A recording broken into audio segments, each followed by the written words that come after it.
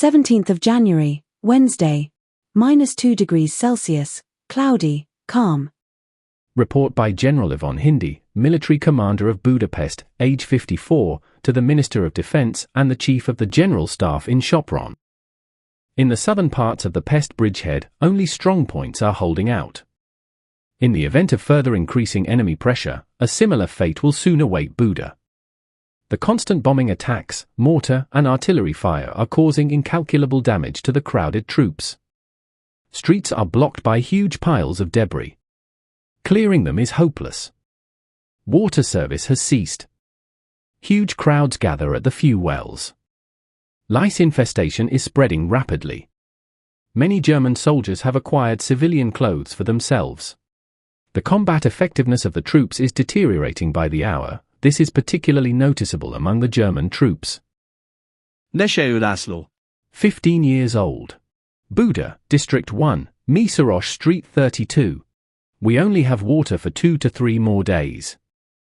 And the water has to be brought from very far away.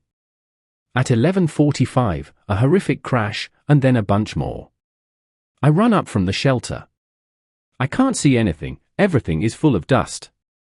After about 2 minutes it clears. It seems to me that the house across the street has disappeared, but later I realize that even the roof is still standing. In the end, the reality is that it was hit by 3 bombs. The people living below were buried. One of its side walls facing us remained with a little roof on it. My parents are running to dig out the neighbors. The kerosene and ammunition train standing at the station caught fire as a result of a direct hit. A strong crackling can be heard. The wind is blowing the smoke this way. The warehouses opposite us at the station were used by the Germans as stables. These also took a direct hit. Dead horses everywhere. The Germans are shooting the injured horses in the head with pistols. It's a very ugly sight. Your heart clenches. I'm worried about the neighbor. The neighbor's daughter, Marika, is also buried. For soldiers with a truck are digging them out. The neighbor happened to be staying at the other neighbor's, and now he is also anxiously waiting for his family to be brought to light. He's crying in the meantime. I hate it when a man cries. The apartment is completely wrecked. Every door is broken. Windows are hanging. We're waiting for the house to catch fire from one of the sparks from the station, but it just won't. I stand at the window and watch the station. It's a romantic sight. I feel sorry for the horses. Finally they dug down to the shelter of the neighboring house, but by then there was no one left inside, because they had moved out through the emergency exit. We have no roof. The front door was broken in by a piece of the neighboring house that was thrown here. Only those who don't want to can't get into the apartment. We don't even dare to dream about a fence anymore. By 12 o'clock people were already stealing the roof of the neighboring house for firewood. Who would have thought this at 10 o'clock? A man wanted to commit suicide next door. He must be a romantic soul. He asked for morphine.